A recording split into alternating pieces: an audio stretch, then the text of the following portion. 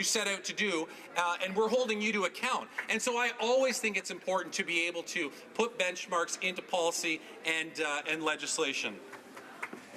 The honourable member for Kingston, the Islands, will have 4 minutes coming to him when we return from question period and the debate continues.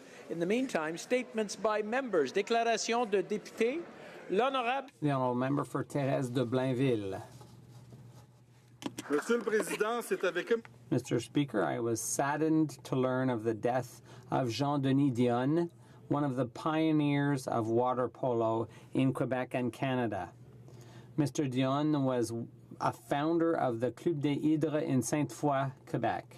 He was president of the Quebec Water Polo Federation and represented Quebec at Water Polo Canada as vice president and director. Supporter of the inclusion of women's water polo at the Olympic Games. Having played water polo at the national level for several years, I was able to benefit and see the importance of his work.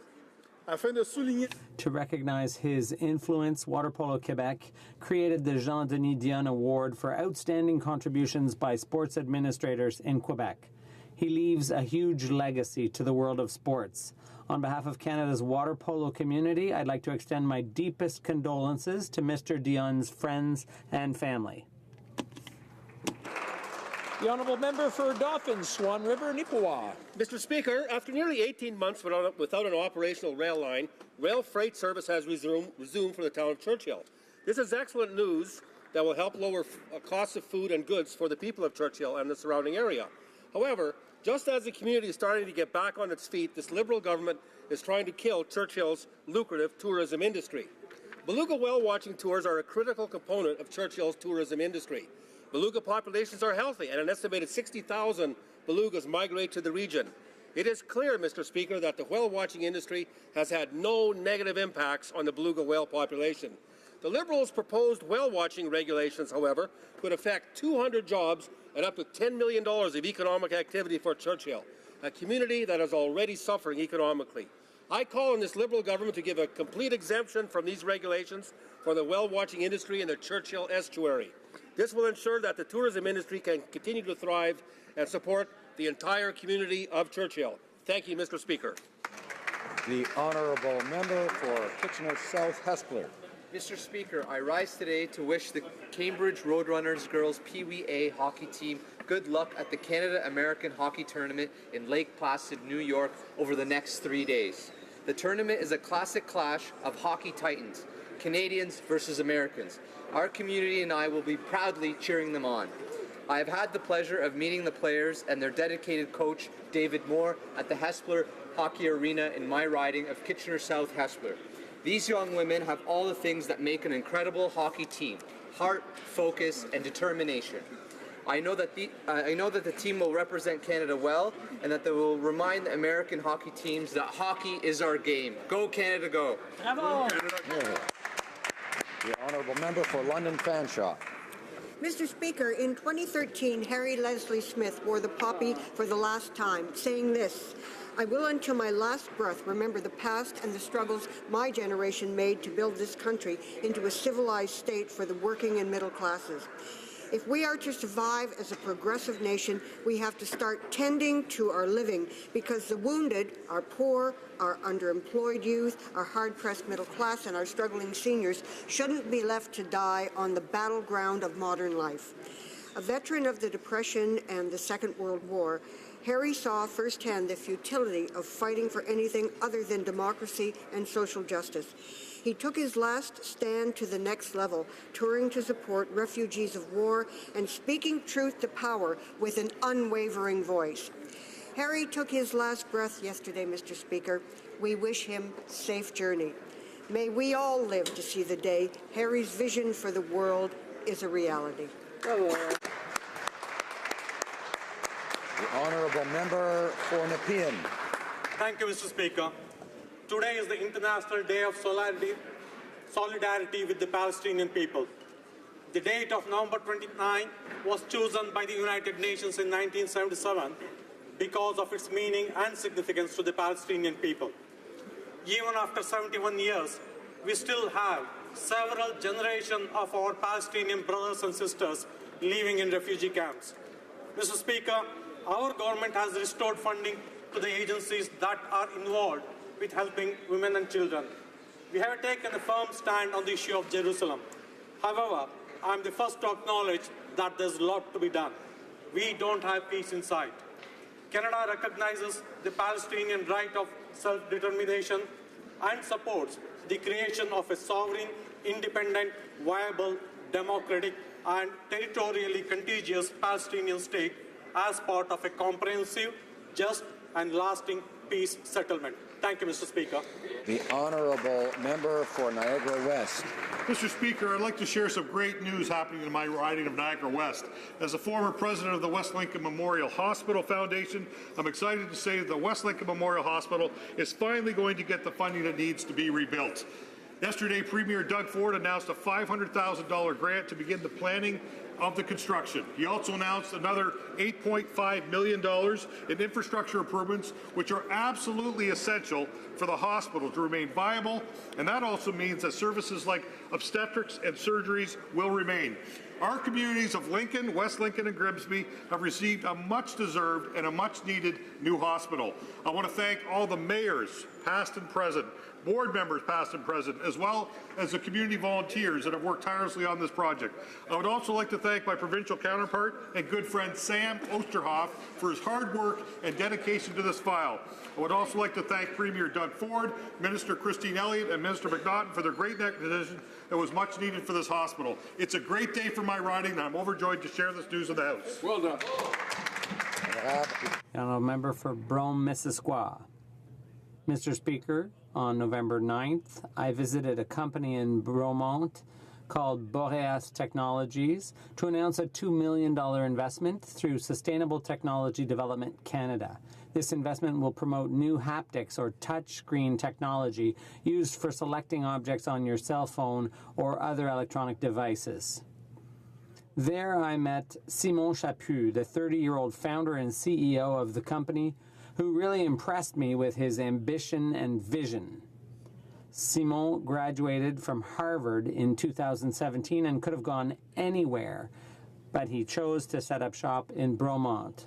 We are fortunate to have in Bromont a high-tech park that attracts innovation and entrepreneurs. Companies like Boreas Technologies, IBM, GE, Fabritech, and CGP Expal are hugely important to the vitality of Brome-Missisquoi. Thank you for what you're doing for our region. Member for Cloverdale Langley City. Mr. Speaker, 'tis the season to spread joy and think about how we can give back to our communities. In my riding of Cloverdale Langley City, this generous spirit is proudly on display. At Lord Tweedsmuir Secondary School, students, staff, and alumni recently reached a milestone, having made 2,000 blood donations in the last 12 years. The Salish Secondary School launched their first ever toy drive. Community members were invited to donate unwrapped gifts. The Cloverdale Library, the Cloverdale Rec Centre, and Pacific Community Church are also accepting donations. In Langley, the Christmas Bureau is providing gifts and food hampers to hundreds of children and families through the support of local families, businesses, and organizations' donations. I'd like to commend these schools and organizations for their hard work and generosity and encourage everyone to consider how they can give this holiday season. Happy holidays, Merry Christmas, and a joyous New Year to all. Thank you. The honourable member for Selkirk, Interlake, Eastman. Mr. Speaker, this Liberal government's failures are never ending. Our Air Force is still waiting for new fighter jets. Our Navy is still waiting on delayed ships, and our Army doesn't have enough rucksacks and sleeping bags for our troops.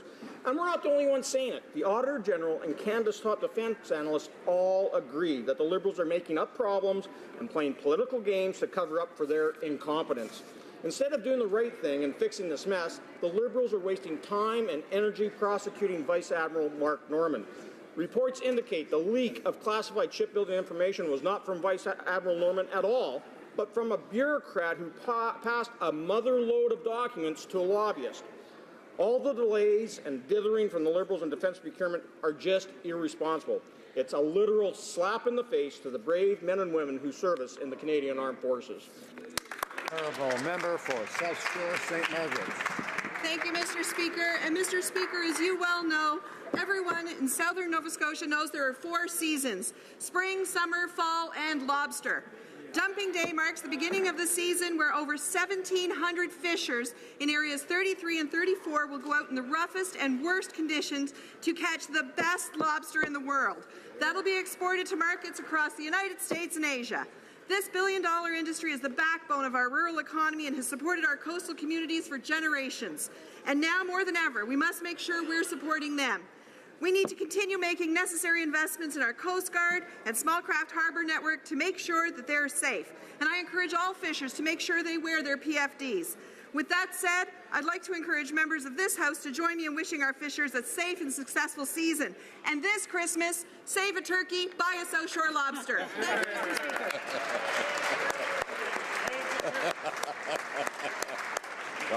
Speaker. The honourable member for Boniface Saint-Vital. Mr. Speaker, this Saturday the Franco-Manitoban Provincial Youth Council is organizing a rally in solidarity with Ontario's Francophones. I'm extremely proud to see this major initiative spearheaded by young Franco-Manitobans. They're carrying the torch for our community, they're engaged and concerned.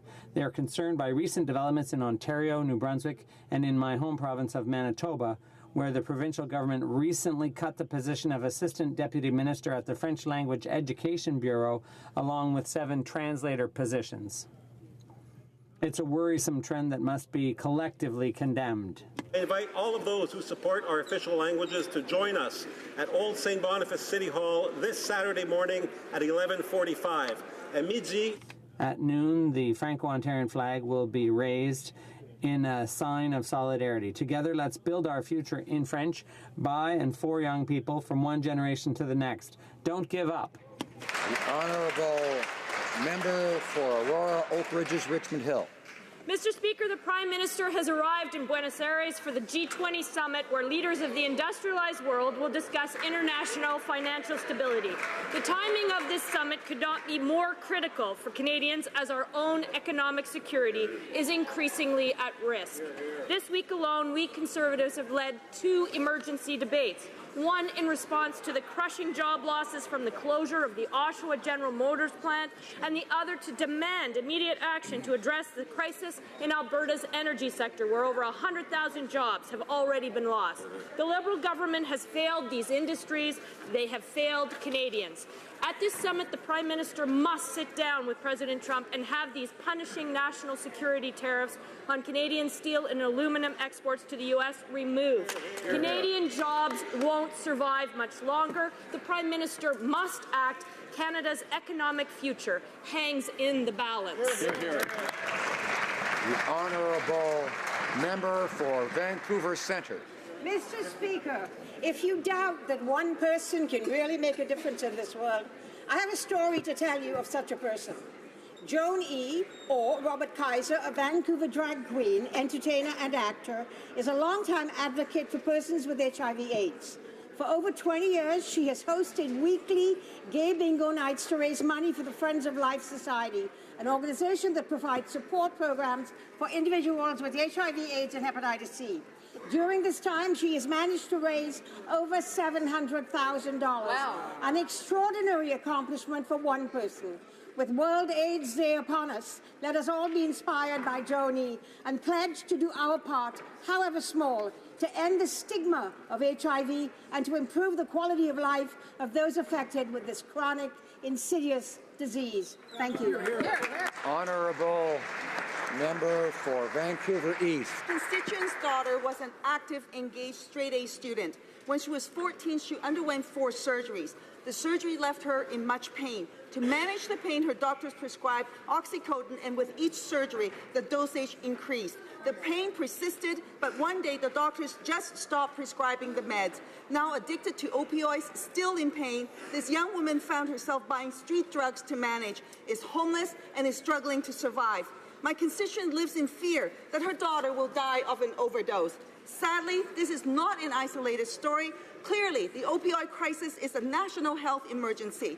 In the U.S., federal authorities have already secured criminal pleas and over $600 million in fines, damages, and other costs from Purdue Pharma for misbranding oxycodone with the intent to defraud and mislead. I'm calling on the government to launch an investigation into the role of drug companies may have played in fueling the opioid crisis and seek meaningful compensation. It's time for the Liberals to take on Big Pharma. Families deserve answers and accountability. The honourable member for Red Deer Lacombe. Mr. Speaker, yesterday Canada's Conservatives forced an emergency debate on the crisis facing Alberta's energy industry. A crisis brought about by this Prime Minister who has said numerous times he wants to phase out Alberta oil. By cancelling the once approved Northern Gateway, killing pipelines to the east, banning tanker traffic on the west coast, bungling Trans Mountain, and imposing his carbon tax, the Liberals have heaped devastation upon devastation on Albertans. There are over 100,000 unemployed energy workers in Alberta. Oil is selling at $11 a barrel and continues to plummet while world prices have recovered. Businesses have closed, investment has fled, and families are finding it harder to make ends meet. This is the reality Albertans are faced with. Terrible. Finally, the Prime Minister has admitted that the energy sector is in crisis. What a revelation. But Albertans know better. The Liberals are not Alberta's saviors. They caused this crisis, and their disdain for Alberta could not be more evident. But don't despair, my fellow Albertans. It can all be fixed in 2019 by electing Premier Jason Kenney and Prime Minister Andrew Scheer. Honourable member for Don Valley East. Mr. Speaker, I rise today to highlight the full economic statement and the impact it will have on Canadians. Our plan of investing in people is working. Since 2015, Canada's economy has grown at a rate of around 3%, leading the G7. Our unemployment rate is at 5.8%, is the lowest in 40 years. Our wage growth is outpacing inflation, and we have created 550,000 new full-time jobs and approved 30,000 infrastructure projects.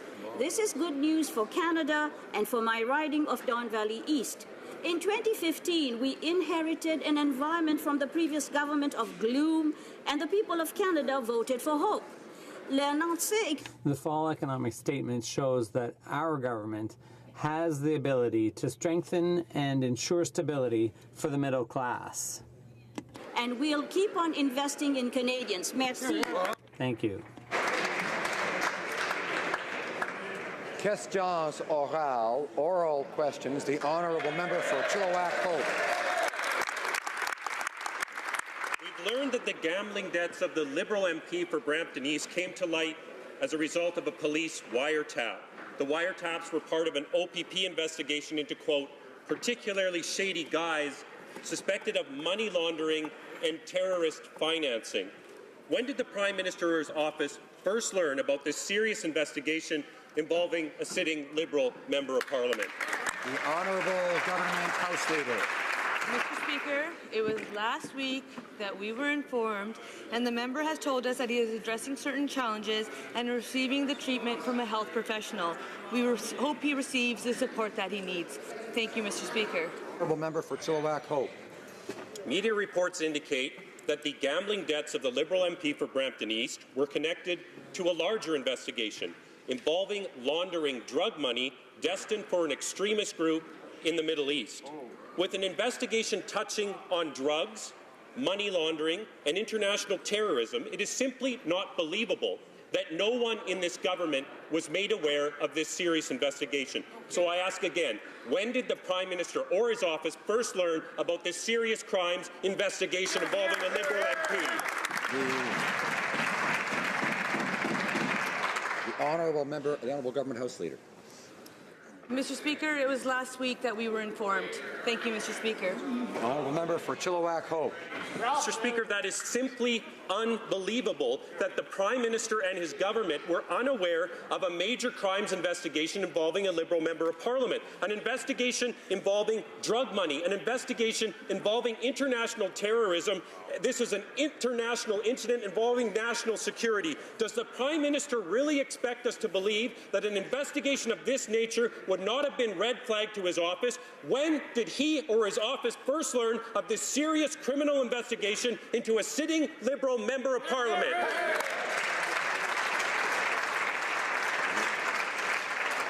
The Honourable Government House Leader. Mr. Speaker, as I have mentioned, it was last week that the member told us that he is addressing certain challenges and is receiving treatment from a health professional. We hope that he receives the support that he needs. Mr. Speaker, the member knows very well that the government does not direct investigations of this nature. Thank you, Mr. Speaker. The Honourable Member for Berthier-Maskinongé. Mr. Speaker, I am seriously troubled by how lightly the Liberal government takes security. The OPP was investigating a shady individual suspected of money laundering and financing terrorist activities when they learned through their wiretaps about the significant debts of the Brampton East MP. The RCMP questioned the OPP about the huge sums of money being gambled by the MP at the casino. When was the PM informed of the RCMP's investigation? Not about his party, about the investigation into a member of his own party. The Honourable Government House Leader. Mr. Speaker, the member must be aware that the RCMP carries out its work independently from the government. The member told us last week that he was facing certain challenges and that he would be receiving treatment by a health professional. And we hope that he receives the treatment that he needs. Thank you, Mr. Speaker. The Honourable Member for Mégantic-L'Érable. Well, Mr. Speaker, it's clear that the gambling debts were known by the RCMP and the police. These debts were apparently connected to a broad investigation into drug money laundering connected to a Middle Eastern extremist group. The Minister of Public Safety, the National Security Advisor, someone in this government must have known about the investigation involving a member of the Liberal government. When did the Prime Minister or his cabinet learn of that investigation? The Honourable Government House Leader. Once again, Mr. Speaker, the member must be aware of the fact that the RCMP works independently from the government. The member informed us last week of the fact that he was experiencing challenges and that he was receiving treatment from a health professional. We hope that he receives the support that he needs. Thank you, Mr. Speaker. The Honourable Member for Berthier-Maskinongé. Mr. Speaker, the news from Oshawa is devastating. GM is treating its workers with contempt. Worse still, the Liberal government could have known that GM was going to shut down. Rather than support Canadian families, they threw billions of dollars at rich corporations like GM with no guarantee of keeping jobs. Mr. Speaker, why do the Liberals continue to put the interests of large corporations before the well-being of Canadian workers? The Honourable Minister of Employment. Decision to close its Oshawa plant is extremely discouraging, and our thoughts are with the women and men who are affected and their families and their communities. We've heard that this is part of GM's global restructuring plan and may impact workers in the U.S. and globally. This is extremely troubling news, Mr. Speaker, and we feel for everyone who's impacted by this decision. Right now, our priority is auto workers and their families. We're working with all partners to support our auto workers, their families, and Oshawa during this difficult time. The Honourable Member for Berthier-Maskinongé. Well, we're asking for the government to stand up and fight for workers. Now, on another topic. Yesterday, dairy farmers across Canada asked this Prime Minister to not sign the USMCA until the U.S. oversight clause on dairy classes has been removed. Our food sovereignty is at stake. Across Canada are asking this Prime Minister not to sign USMCA until the U.S. oversight clause on dairy classes has been removed. This clause will have devastating and crippling consequences on our industry here in Canada. Mr. Speaker, simple question. Will the Prime Minister listen to Canadians and make sure that the oversight clause is removed quickly? The Honourable Minister of Agriculture. Speaker, and I appreciate my honourable colleague's question and concern, and she's fully aware that we have strongly supported the dairy and supply management system in this country. We made sure that the American attempts to destroy our supply management system did not succeed. We also understand that they have some problems, and we're going to make sure they're fully and fairly supported. Mr. Speaker, we have and will continue to make sure that we support the supply management system in this country. The member for Essex. Well, that's not an answer for dairy farmers in Canada. Liberals say they're on track to sign the USMCA tomorrow, but they don't even know what we're signing on to. Wording is changing, and the Canadian interpretation and the U.S. interpretation aren't lining up. No wonder this Prime Minister doesn't even want to attend the signing ceremony when we don't even know what the text is. Canadians know one thing for sure. If we sign with destructive steel and aluminum tariffs in place, we are losing our best chance to eliminate them. The reasons not to sign this deal are stacking up. Will the Prime Minister stand up for Canadian jobs and not sign this shifty agreement? Honourable Minister of Tourism. Mr. Speaker, our primary goal since the beginning has always been to get a good deal for Canada and for Canadians. We held for a good deal and we got a good deal.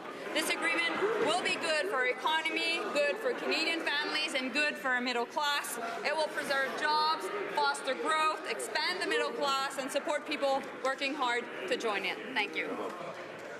The member for Windsor West. Thank you, Mr. Speaker. I just came from Washington, and Canada is being known for its concessions right now, and that's what that deal is about. And, Mr. Speaker, the decline of the automotive sector, including General Motors' most recent cutthroat tactics, has become routine business in Canada. Under successive Liberal regimes, Canada sunk to 10th in automotive manufacturing, with 500,000 jobs lost already. And nothing seems to move this government to urgency.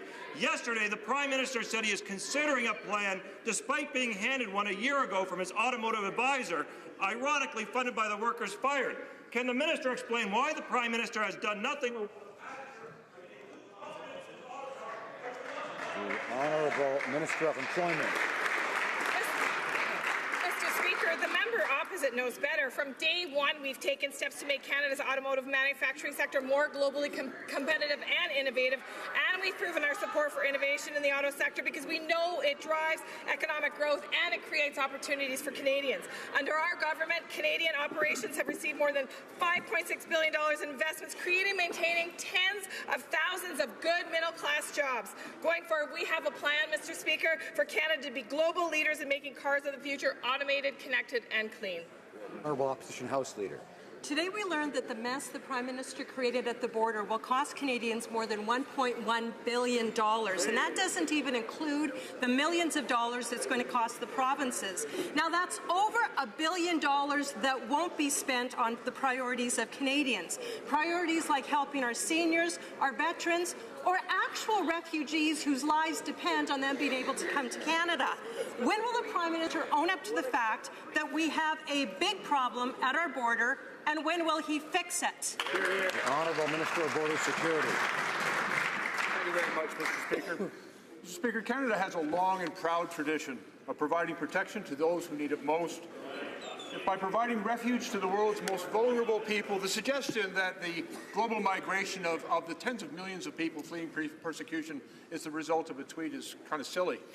Mr. Speaker, we have a plan, and we have invested $173 million in ensuring that Canadian laws are upheld and that the security of our country is maintained. Mr. Speaker, the plan is working. We've seen significant reduction over the past several months of the number of people who are presenting themselves irregularly on our border. The Honourable Opposition House Leader. Order. Well, the Prime Minister's tweet was not only silly, it was actually pretty stupid, and it's causing a lot of problems at our borders. In addition to the problems, Mr. Speaker, the crisis is causing huge delays for immigrants and refugees who are actually following the rules and wanting to come to Canada legally.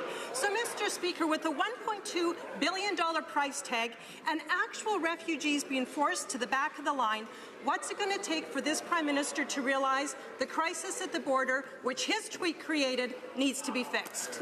Honourable Minister of Border Security. Just an opportunity to clarify a misconception promulgated by the member opposite. Mr. Speaker, those who are seeking asylum in this country, who've asked for the protection of Canada, are processed through an entirely separate system than those who are waiting other streams of migration. There is no interference in those processes. And, Mr. Speaker, it's very important to recognize that we have actually made enormous progress under our current Minister of Immigration on improving response times, the processing times. Mr. Speaker, the system is working well. Honourable member for Brandon Souris. Mr. Speaker, the Liberals have failed to manage our Canadian border, and the price tag is staggering. By the end of next year, the Liberals will have spent $1.1 billion of taxpayers' money to deal with illegal border crossers, and that doesn't include any provincial money, Mr. Speaker.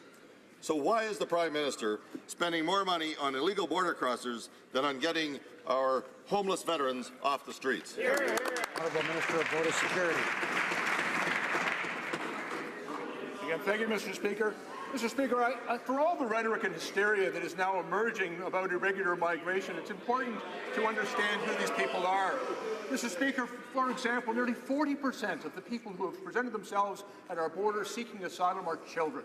And Canada's response is to uphold the rule of law, to ensure that our processes are fast, fair, and final, as well as efficient, and we deal with those individuals to ensure that they have adequate housing and shelter and are treated with the humanity that Canadians expect of us. Honourable member for Brandon Souris. Mr. Speaker, these are numbers that come from the Independent Budget Officer of Canada. That's right. Truly, the entire refugee system in Canada is in a crisis, and there is no end in sight, regardless of what this minister says. If $1.1 billion and a 6-year wait time, if it's working so well, you got a 6-year wait time, isn't enough to close the loophole, what number would it take before the Prime Minister realizes the Liberals have to do something to stop this crisis? Honourable Minister of Border Security. Mr. Speaker, after several years of significant cuts to both staffing and funding for the agencies responsible for managing this, both the CBSA, IRCC, and IRB, we're restoring the capacity of those institutions, agencies, and departments to deal with this issue. And Mr. Speaker, the plan is working. As a result of our reinvestments, we have created real efficiencies in how these people are being processed, and we're working diligently to find new and better ways to improve efficiency in this system so that we may uphold Canadian law, Canadian values, and our... The Honourable Member for Charlebourg, Haute-Saint-Charles. Mr. Speaker, it's pretty funny to hear the minister say that we were cutting at the time. Yes, we rationalized, but there weren't problems at the time at the border. Now there are, and now it's costing $1.1 billion, and I'm not the one saying this. It's the Parliamentary Budget Officer.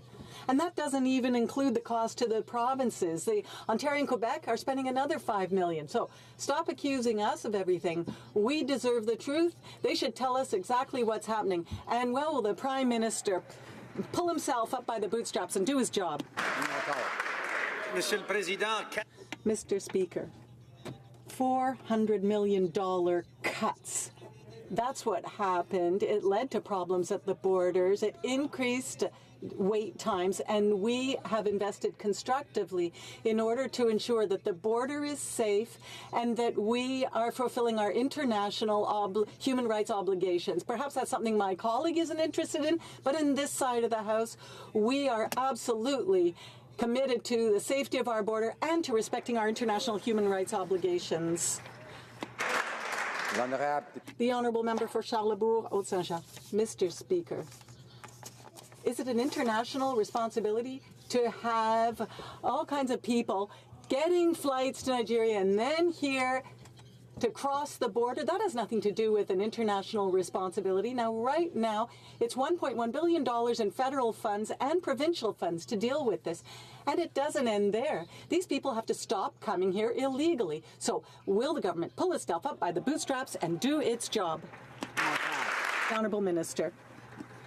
Mr. Speaker, my honourable colleague knows full well that that's what we're doing, and that's why the number of asylum seekers is going down. Now, my colleague also has an obligation. Before quoting statistics and engaging in all this rhetoric on asylum seekers, we want to point out that 40% of the people who cross the border are children. And so Mr. Harper's slashes reduced by $400 million the amount of money being spent on border security. I would ask the honourable member from Portneuf, Jacques Cartier, to not heckle when someone else has the floor. Mr. Speaker, there are two very important ways to mislead, either by the misrepresentation of facts or by the omission of important facts. Yesterday, I asked the Prime Minister very important and very specific questions, exactly when he and his office first learned that the Member of Parliament from Brampton East was under RCMP investigation. He refused to fully answer the question. This is the same tragic pattern that Liberal Prime Ministers follow whenever facing scandal. So to the Prime Minister who promised to be different, when did his office first learn that his MP was under police investigation? Hear, hear. The Honourable Government House Leader. Mr. Speaker, as I have clearly stated, as the Prime Minister also stated, it was last week that the member informed us that he was addressing certain challenges and is receiving the treatment from a health professional. We hope he receives the support that he needs. Thank you, Mr. Speaker. The Honourable Member for Skeena-Bulkley Valley. Repeating the same scripted non-answers only raises the suspicion from Canadians that this Liberal government is hiding something. The Prime Minister promised to set the bar on ethics high. He said we must avoid any conflict of interest or the appearance of a conflict of interest. The Liberal MP from Brampton East was appointed to the Finance Committee by the Prime Minister, where he asked troubling questions of senior law enforcement officials about how to avoid detection. This raised red flags with the RCMP. How do Liberals expect us that they saw nothing to worry about and that the media somehow know more about this scandal than the Prime Minister's own office does? The Honourable Government House Leader. Mr. Speaker, that member is a seasoned elected official, and he should know very well that the RCMP operates independently of government. Thank you, Mr. Speaker. The Honourable Member for Carleton.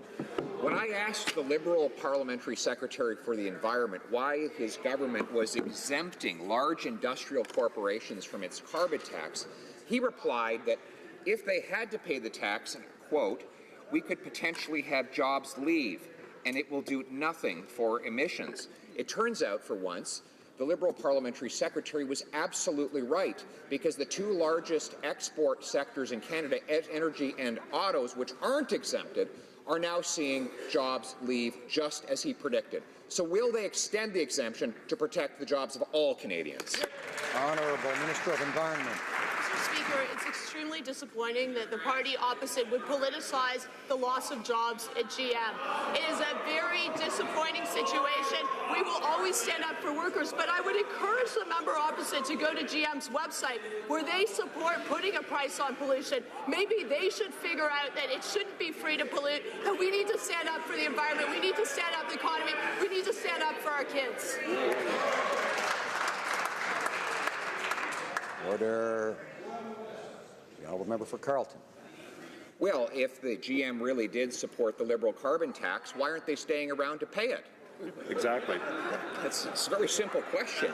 There will be no carbon tax on GM because they're leaving, and they won't have to pay the carbon tax. They're leaving behind the workers who will have to pay the carbon tax and other businesses that will have to pay the carbon tax. But the wealthy CEOs, they're always happy to leave and leave the costs behind for everyone else. When will they start standing up for workers and for consumers and give them a break from this costly Liberal carbon tax? The Honourable Parliamentary Secretary to the Minister of Innovation. Mr. Speaker, once again, it's unfortunate to see the politicization of this economic decision that has affected a number of different countries, Mr. Speaker, including the United States and South Korea.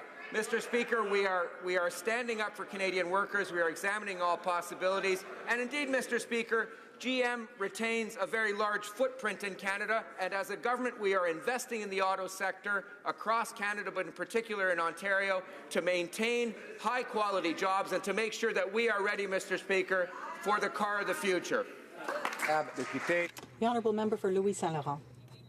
The problem, Mr. Speaker, is that the Liberal Party's plan doesn't work. Investments in Canada have been in free fall. 66% more of Canadians are investing in the United States. The Americans are investing a lot less here, 50% left, and private investment has dropped. Those are the results of the famous Liberal plan. Why does the government persist in putting up roadblocks for our investors? The Honourable Parliamentary Secretary. Mr. Speaker, what the Honourable colleague said is false. We are investing in the auto sector in Canada. We have attracted about 400 million, with $400 million, we have attracted about $5 billion throughout our mandate. So it is incorrect to say that we are not attracting investment. Mr. Speaker, through our Strategic Innovation Fund, we are creating opportunities for Canadian technology and for Canadian families and workers. The Honourable Member for Louise Saint Laurent. Once again, Mr. Speaker, we're talking about this sort of liberal magical thinking. There are a couple of thousand people who lost their jobs in the auto sector, and another few thousand lost theirs in the aerospace sector. So there's this magical way of thinking on the part of Liberals. They think budgets balance themselves. So I'm asking the government, when will the budget finally balance itself? The Honourable Parliamentary Secretary to the Minister of Finance. Mr. Speaker, I think it's important to recall to my colleague, who I debated in 2015 about the recession, is this. The Conservative government left us with policies that were a complete failure. I really don't have the appropriate words to describe the extent of the failure in terms of growth, in terms of job creation, in terms of export growth, a social deficit, Mr. Speaker. They never reduced inequalities. They just made those inequalities deeper. So we have no lessons to be learned from the Conservative Liberals for their previous government. Thank you. The Honourable Member for Drummond. Mr. Speaker, yesterday our leader Jagmeet Singh was very pleased to take part in a meeting with all party leaders in order to discuss the issues faced by Franco-Ontarians. Everyone agreed that there was a threat to the empowerment of Francophones in Ontario. Where are the new measures to protect Franco-Ontarians? What are people waiting for? When will the Liberals make a public announcement that they can and will fund 50% of the Francophone University in Toronto? The Honourable Minister. Thank you, Mr. Speaker.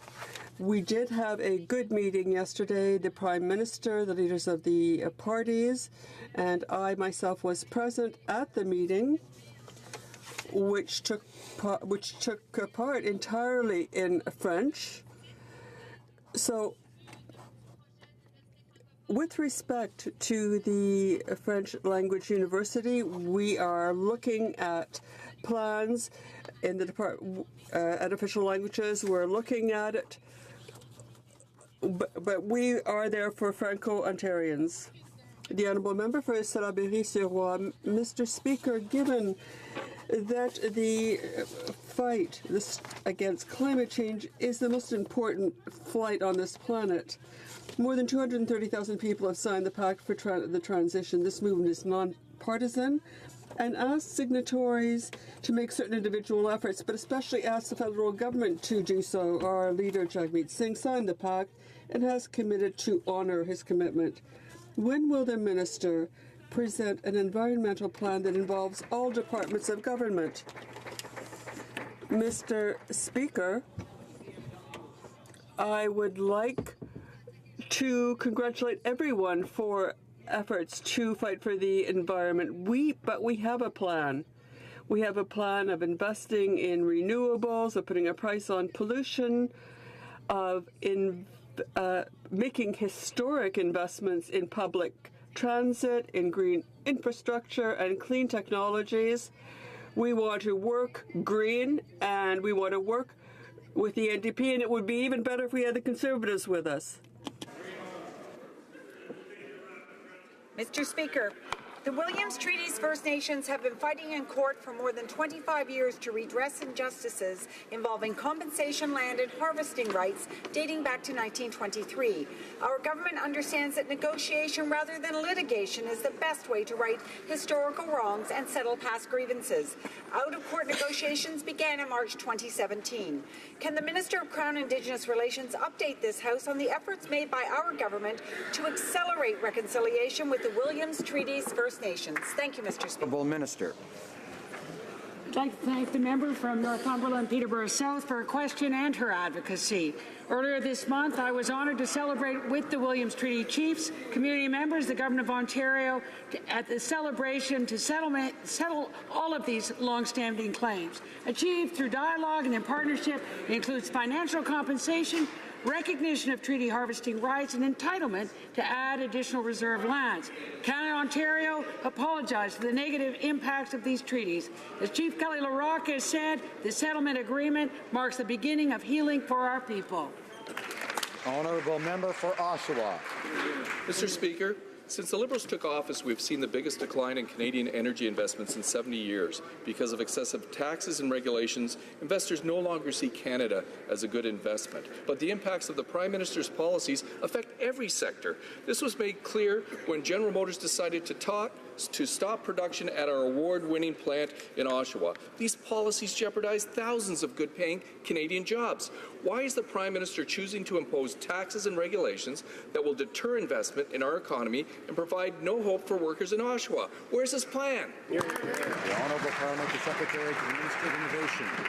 Mr. Speaker, once again I repeat that our hearts go out to the men and women who've been affected by the GM closure in Oshawa. As the Conservatives well know, Mr. Speaker, this decision was part of GM's global restructuring plan affecting their operations across the border and around the world. I would point out, Mr. Speaker, to the honourable member that we have doubled the jobs created in the auto sector over the last 3 years. We've done more in 3 years for the auto sector than they were able to do in 10 years, Mr. Speaker, and we've attracted billions of dollars in investment, $3.3 billion in the auto sector in our first 3 years. Honourable member for Haliburton, Kawartha Lakes, Brock. Mr. Speaker, in a recent ranking of 80 energy-producing jurisdictions, BC dropped to 58th and Alberta dropped 29 spots to 43rd. Respondents blame high costs of regulatory compliance, taxes, and energy. Now, Ontario is feeling Liberal economic mismanagement. In its fourth straight month of decline, the manufacturing sector is at its slowest pace in 2 years. Right. Why is the Prime Minister heading down the road of higher taxes, increased energy costs, and burdensome regulations that will only further deter investments? Honourable Parliamentary Secretary. Mr. Speaker, once again, we'll take no lessons from the other side in terms of attracting investments in our manufacturing sector. We took, Mr. Speaker, the old Automotive Innovation Fund, which was underused in the Harper years because it was so hard to use, and we have recreated the new Strategic Innovation Fund, which we are applying across a variety of sectors, but in particular the manufacturing sector in Ontario and in other parts of the country. We have invested in a supercluster in southwestern Ontario that precisely looks at advanced manufacturing. Mr. Speaker, we are doing a great job at promoting our manufacturing. Honourable member for Lakeland. Mr. Speaker, on June 17, 2014, Conservatives approved the Northern Gateway Pipeline to export to the Asia Pacific. On November 2019, 2016, this Liberal Prime Minister cancelled the Northern Gateway Pipeline. He had a choice, but he outright killed that pipeline, which could have prevented the current price discount on Canadian oil. When the Liberals were elected, 3 companies planned to build pipelines in Canada. The Liberals chased them all away. So will the Liberals immediately withdraw their No More Pipelines Bill C-69? The Honourable Parliamentary Secretary to the Minister of Natural Resources. Mr. Speaker, we are focused on getting our energy sector up and running and investing in our energy sector. That's why at this moment, the Minister of Natural Resources is in discussions with Indigenous communities in BC to make sure that the Trans Mountain Expansion Pipeline moves forward in the right way, something that the Conservatives don't understand and never got. For them, it's a suggestion to obviously have that discussion with the Indigenous communities. We know that the economy and the environment can go hand in hand. We know that we have to have this meaningful consultations with Indigenous communities to move forward. That is exactly what we're doing. Honourable member for Lakeland. But the Liberals killed Northern Gateway and Energy East, the 2 pipelines to new markets, and they failed to get a single shovel in the ground for Trans Mountain. They created this crisis. Now they're passing the No More Pipelines Bill C-69, which will do exactly what that name says. It will make sure no new pipeline is ever proposed or built in Canada again. Premiers, the private sector, economists, and experts all agree. So if anything that member just said was true, he would scrap Bill C-69 today Will he do it? Will he get rid of No More Pipelines Bill C-69? Yes or no? The Honourable Parliamentary Secretary. Mr. Speaker, the reason why we need Bill 69 is for industry to know before they start the project what the rules and regulations are, to make sure that when they're investing, the rules are clear. Under the previous government, they would play rules, they would play games, and they have no record to show for it. Over in 2006, basically 99% of our oil went to the United States. In 2015, guess what? 99% of oil keeps going to the United States. We will take no lessons of how to do it from the previous government. Merci. Order. The Honourable Member for Windsor-Tecumseh. What's the point of rushing through accessibility legislation if the government isn't going to put the money where their mouth is, Mr. Speaker? The Liberals keep failing Canadians who live with disabilities. And in the fall economic update, there's no mention of new obligations, let alone funding for the CRTC to maintain their existing responsibilities. This is unfair, and it's insulting to Canadians waiting for implementation of Bill C-81.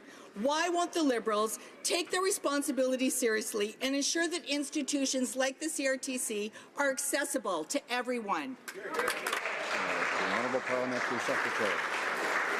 Thank you very much, Mr. Speaker. Our goal is to make accessibility a reality across federal jurisdictions so that all people, regardless of their abilities or disabilities, can fully participate and be included in society. Bill C-81 will help us reach that goal. This legislation represents a significant historic advancement in federal disability rights legislation. Our government will provide $290 million over 6 years to further the objectives of the new legislation once it is given royal assent. I am proud that our government has delivered on this important mandate commitment. The Honourable Member for Desnethie, Mississippi, Churchill River.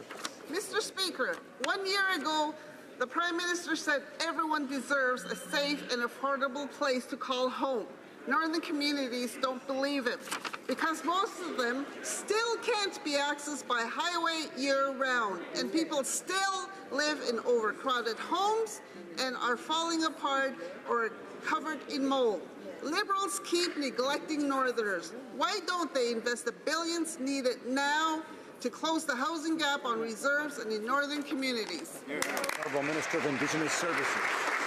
Mr. Speaker, I thank the honourable member for her question and for raising this incredibly important issue. We have made major investments to increase infrastructure on reserves, as well as for Indigenous Canadians who live off reserve. We have invested an additional $200 million a year for First Nations housing. We are working with the Assembly of First Nations on a strategy. We have invested $500 million a year over the next $500 million over the next 10 years for Métis. An additional $400 million over 10 years for Inuit. We are building houses. Honourable Member for Carlton Trail, Eagle Creek. The Transport Minister claims he has never heard any concerns about the Liberal carbon tax. Yet we know. The National Airlines Council of Canada has said, and I quote, "Introducing a national carbon tax would exacerbate Canadian aviation's already severe competitiveness problems." And the CEO of WestJet has said, and I quote, "They need to be very careful that they don't kill an industry that is so important to economic growth." Does the minister still claim he's never heard these concerns? Honourable Minister of Environment. Mr. Speaker, I think what Canadians want to know is, did the party opposite read the UN climate report? Do they understand that climate change is real? Do they understand the economic impact? There was just a report in the United States by climate scientists and by federal U.S. agencies said that the U.S. is at risk of losing 10% of its economy to the impacts of climate change. We also have a $30 trillion opportunity of clean growth. I would wish that the party opposite would understand that climate change is real, that we need a serious plan, that we need to take action, and that's to grow our economy and also protect our environment. What is your plan? Order.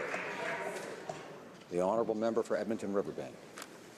She'll get her chance in 10 months to answer questions, Mr. Speaker. It seems every other member in this House is hearing the negative effects of the carbon tax except this Liberal front bench. Canadian manufacturers and exporters said, and I quote, "The federal carbon pricing system, as it is structured, further weakens our investment position." The Canadian Trucking Alliance said, and I quote, "The federal system creates competitive issues between Canadian and U.S. carriers." Does the Transport Minister still claim he hasn't heard these concerns? The Minister of Environment. Mr. Speaker, I want to ask again, does the party opposite understand just how serious climate change is? Does the party opposite understand the $30 trillion economic opportunity of climate action? We need to act. We need to do it because it is the right thing to do for our environment. It's the right thing to do for our economy. It is the right thing to do for our kids. Everyone wants to know, what is the Conservative Party's climate plan? Honourable order. Order. Order. The honourable member for Edmonton Riverbend. Families in my community aren't polluters, Mr. Speaker. The St. John's Board of Trade, the Chamber of Marine Commerce, multiple municipal associations, the Canadian Federation of Agriculture, the Canadian Federation of Independent Business, the National Airline Council of Canada. These are all stakeholders who have publicly said the carbon tax will hurt their businesses. Will the Transport Minister start listening to the concerns of Canadian businesses, or does he still claim he can't hear them? Honourable Minister of Environment. You can do both. You can grow the economy and you can tackle climate change. And guess what? We're doing it. Our emissions are going down and we're growing the economy. With Canadians, we have created more than 550,000 jobs. Our economy is the fastest growing in the G7 and we're taking serious action to tackle climate change. I'm extremely proud that next week I will be going to the climate negotiations in Poland where we're going to take action with the international community to tackle climate change. We owe it to our environment, we owe it to the economy, and we owe it to our kids. L'honorable député de Saint-Jean. The honourable member for Saint-Jean. Mr. Speaker, now more than ever in this country, we need to stand up and take action to defend and strengthen our two official languages. Canadians understand the importance of protecting our rights and our official languages, and they know it is part of their government's responsibilities towards our national identity. Can the Minister of National Defence tell us about the actions taken to ensure women and men of the Canadian Armed Forces thrive in an environment where both official languages are equally valued? The Honourable Minister. Thank you, Mr. Speaker. Mr. Speaker, that I do not speak French does not lessen my commitment to bilingualism.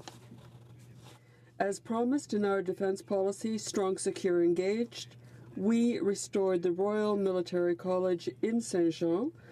We restored its status as a university degree-granting institution. We are giving ourselves the tools to recruit the best talents from Quebec and Francophones from Canada.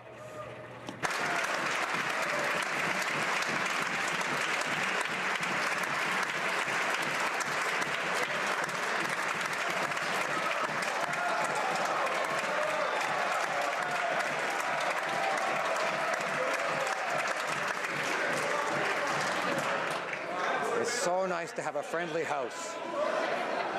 The honourable member for Central Okanagan's Milkmaid Nicola. Mr. Speaker, New Zealand is the latest security ally of Canada that has done the right thing and will ban Huawei from their 5G networks. Yet, these Liberals refuse to put the security of Canadians first and do the same.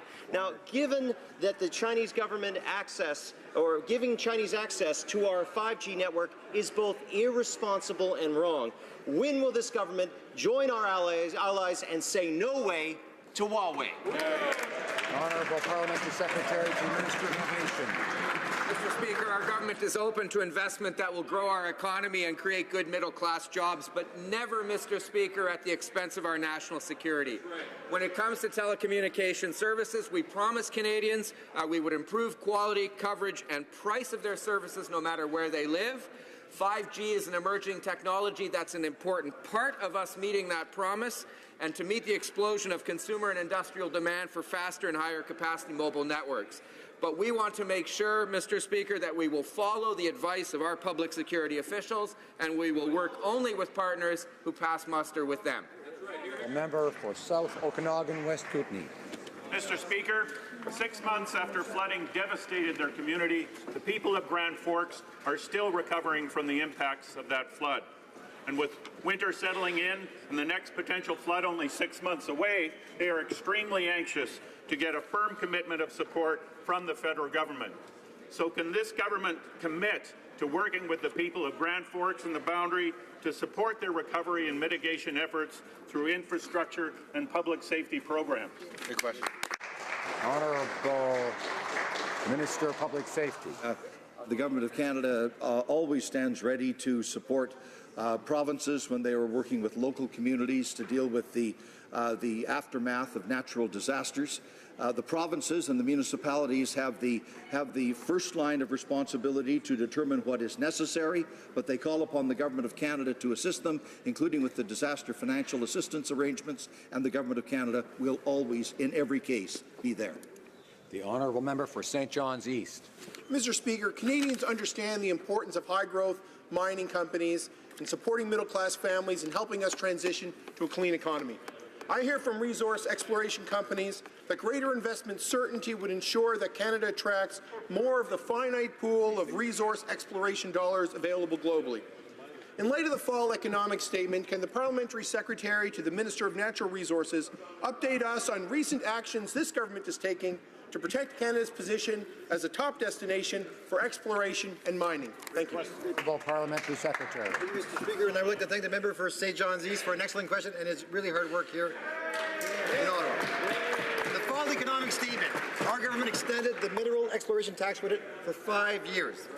This extension will provide junior mining companies and investors with greater certainty, which is vital for the future mines, and will create good middle-class jobs for Canadians, including in Northern Ontario. So, Speaker, we are bolstering the sector's competitiveness and making sure that Canada remains a world-class destination for mining investments. We stand firmly behind this sector and the hardworking Canadians and employees. The honourable member for Bellechasse-les-Échemins-Lévis. Mr. Speaker, what's going on when a Prime Minister has to defend Canada? What do we get? Radio silence. And yet New Zealand has prohibited the use of Huawei's of equipment by Huawei in developing its 5G equipment. It's a security risk. The United States and Australia are doing the same thing.